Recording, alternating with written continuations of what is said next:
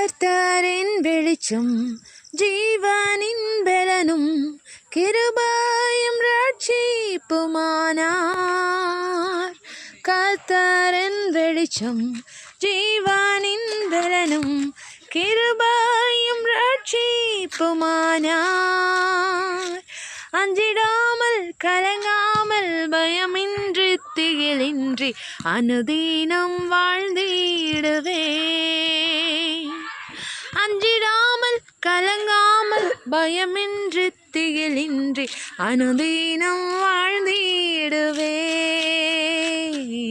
காலையும் மாலைய வேளாயும் கர்த்தரை கருத்துடன் பாடிடுவேன்.